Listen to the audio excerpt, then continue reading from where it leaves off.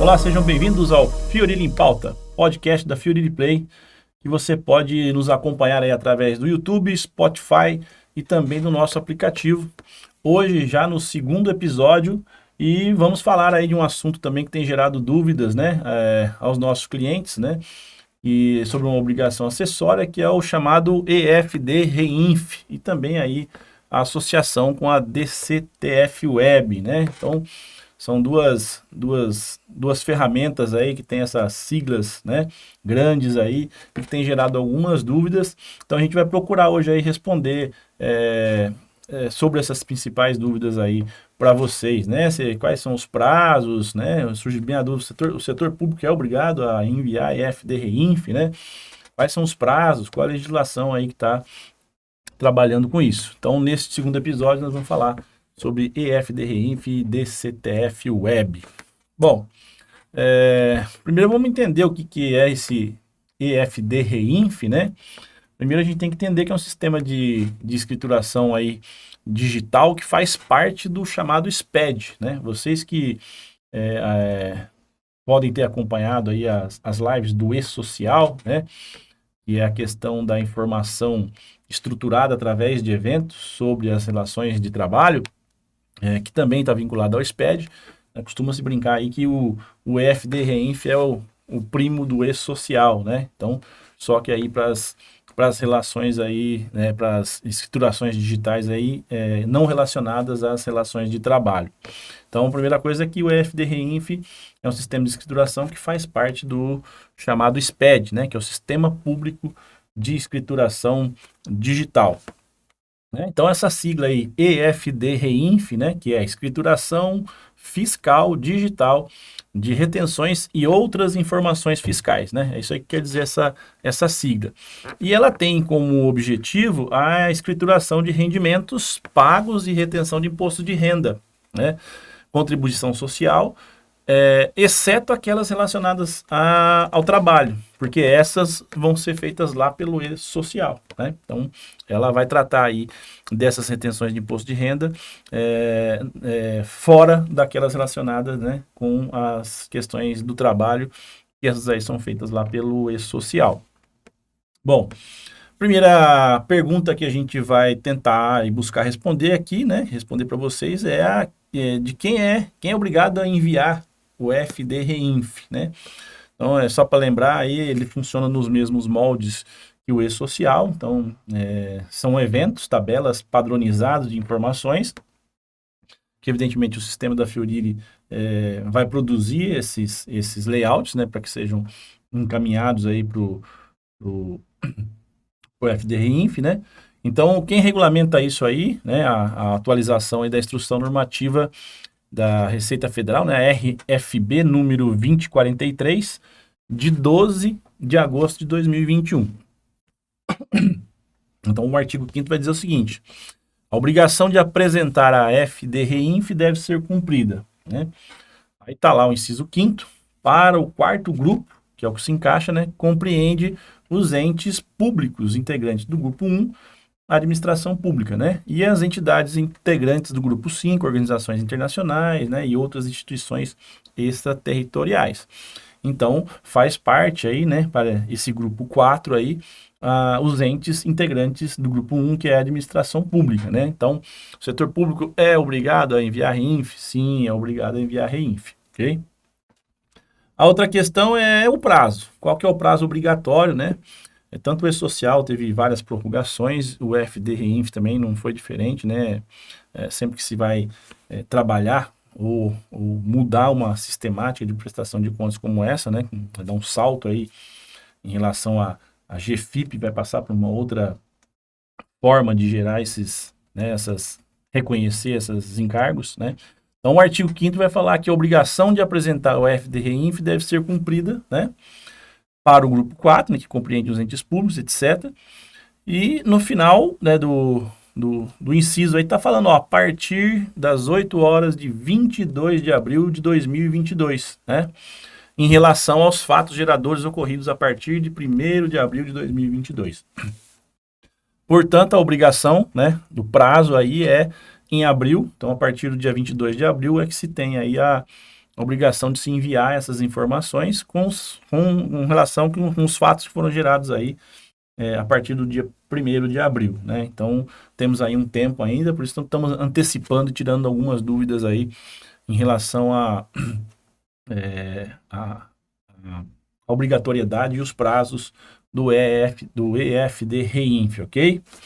E a instrução normativa ainda vai trazer as condições, né, dessa obrigatoriedade, né? Ou seja, em que condições em que esses entes são obrigados a enviar, né, as empresas, aí seja do setor público ou privado, que são obrigadas a enviar esses dados. Bom, eu vou listar aqui, né, o primeiro é as empresas que prestam e contratam serviços realizados mediante cessão de mão de obra, né, nos termos do artigo 31 da Lei 8.212, que é de 91. As pessoas jurídicas optantes pelo recolhimento e contribuição previdenciária sobre a receita bruta, né, de que trata lá os artigos 7º e 8º da Lei 12.546, que é de 2011. Produtor rural, pessoa jurídica e agroindústria, quando sujeitos à contribuição previdenciária, ok? O adquirente de produto rural, nos termos do inciso 3º e 4º, né, do artigo 30 da Lei 8.212. Estou falando de forma resumida, ok? As associações desportivas que mantêm equipes de futebol e que tenham recebido valores aí a título de patrocínio, licenciamento, de uso de marcas, símbolos, etc. A empresa ou entidade patrocinadora que tenha destinado os recursos à associação esportiva. E, por último, as entidades promotoras de espetáculos desportivos realizados em território nacional. Ou seja, é uma relação aí de as empresas que tiverem, né, essas relações, dessas situações, tem que enviar o FD-REINF.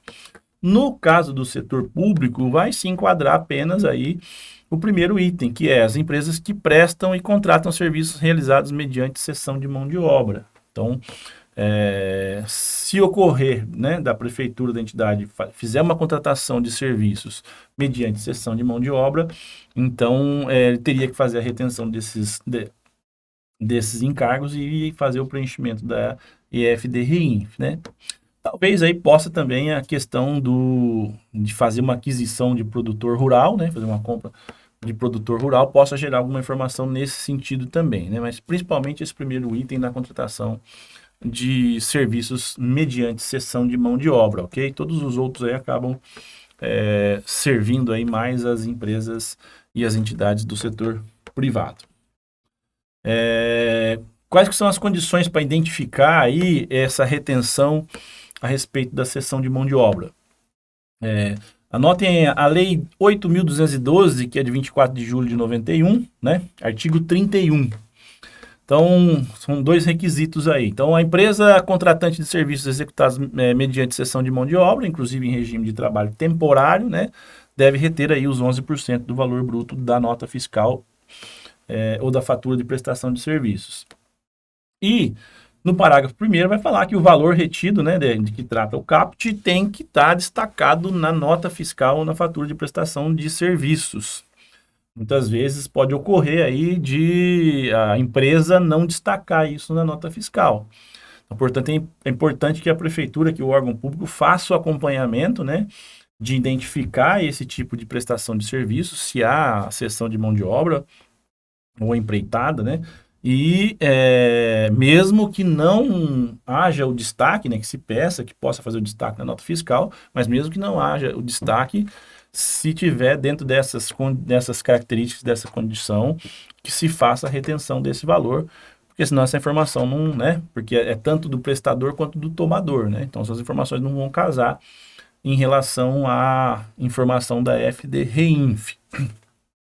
E uma outra condição, né, para identificar essa questão da mão de obra é o decreto número 3.048, que é de 6 de maio de 99, e que vai trazer lá no seu artigo 219 quais são as situações previstas que se enquadram aí dentro do que se chama serviços realizados mediante cessão de mão de obra.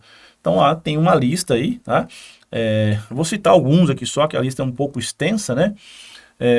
Então enquadram-se no parágrafo 2º, né? Enquadram-se na situação prevista no CAPT os seguintes serviços: ligação e leitura de medidores, manutenção de instalações, máquinas e equipamentos, secretaria e expediente, telefonia, inclusive telemarketing, né? Limpeza, conservação e zeladoria, construção civil, corte e ligação de serviços públicos, treinamento e ensino. Então, há um rol aí, uma lista, né? Que vocês devem consultar, né, para fazer essa verificação. Decreto 3.048, de 6 de maio de 1999. Então, as duas condições para se fazer essa retenção que haja esse serviço caracterizado como prestação de serviço com cessão de mão de obra, que se encaixe dentro dessa lista do artigo 219 aí do decreto 3.048, ok? Bom, então, como a gente comentou aí que o FD Reinf é primo, né, parceiro aí do E-Social, então como é que funciona? Há uma padronização, então o FD Reinf disponibiliza os manuais e os layouts para que se encaminhem essas informações.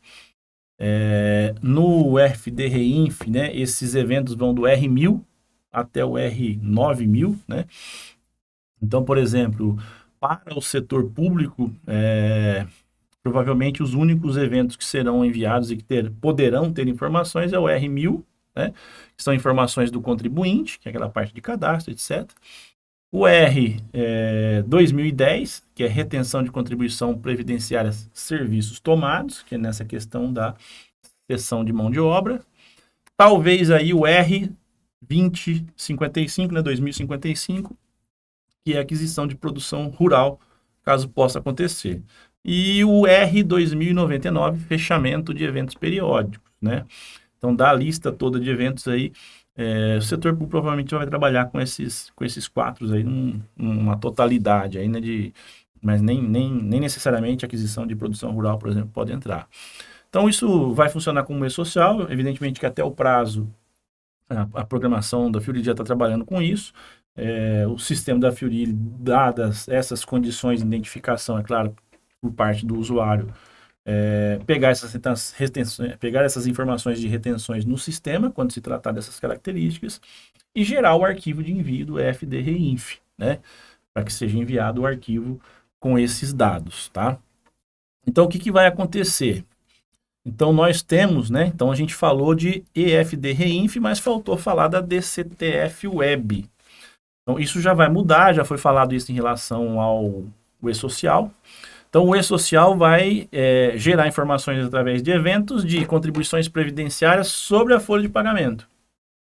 Então, esses eventos são enviados à DCTF Web, que é onde vai ser feito o reconhecimento da dívida e a geração da DARF, né? Que hoje, né, que até então era feito pela GFIP.